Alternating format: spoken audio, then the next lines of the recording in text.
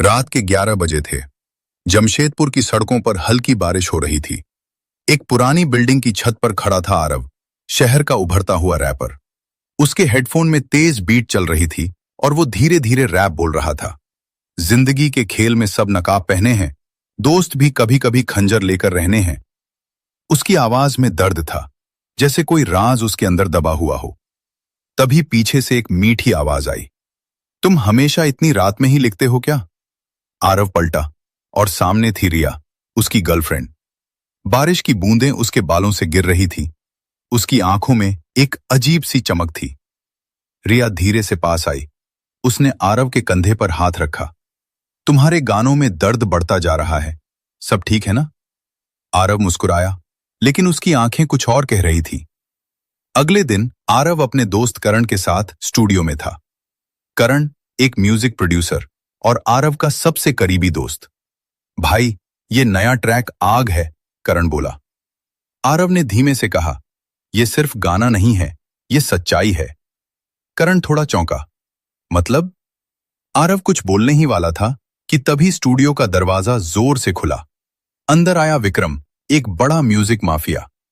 आरव, मैंने सुना तुम कुछ ऐसा गाना बना रहे हो जो मुझे पसंद नहीं आएगा। उसकी आवाज में धमकी साफ थी। आरव ने उसकी आंखों में देखते हुए कहा, सच्चाई किसी को पसंद नहीं आती। विक्रम हल्का सा हंसा और बोला, सच्चाई बोलने वालों की उम्र लंबी नहीं होती। उस रात रिया आरव के घर आई।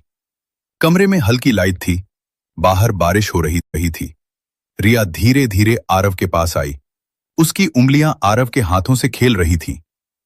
तुम मुझे कुछ छुपा रहे हो, उसने फुसफुसाकर कहा। आरव ने उसकी आंखों में देखा। उन आंखों में प्यार भी था और डर भी।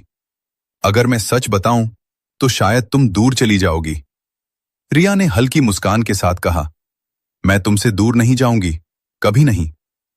वो उसके और करीब आ गई। उसका सिर आरव के सीने पर टिक गया। कुछ पल के लिए सब कुछ शांत था, बस दिल की धड़कनें और बारिश की आवाज। लेकिन उस शांति के पीछे एक तूफान छुपा था।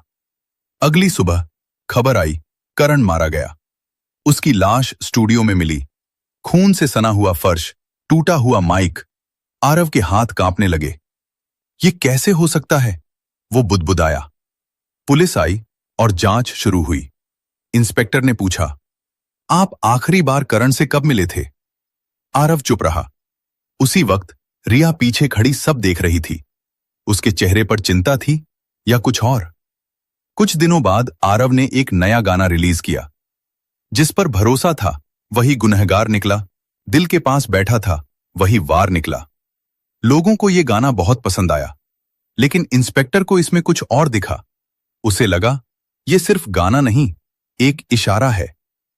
सीन 6, सच्चाई का सामना। एक रात इंस्पेक्टर ने आरव को बुलाया। तुम्हारे गाने में जो लिखा है वो किसी असली इंसान के बारे में है ना? आरव ने गहरी सांस ली। हां। कौन है वो? आरव ने धीरे से कहा, रिया। कमरे में सन्नाटा छा गया। आरव ने बताया, करण और रिया के बीच एक पुराना रिश्ता था और विक्रम के साथ भी उनका कनेक्शन था। रिया सिर्फ आरव से प्यार नहीं कर रही थी, वो उसका इस्तेमाल कर रही थी। उस रात रिया आरव के घर आई। तुमने सब बता दिया? उसने पूछा। आरव चुप रहा। रिया धीरे धीरे उसके पास आई। उसकी उंगलियां फिर से उसके चेहरे को छूने लगीं। तुम मुझे प्यार करते हो ना?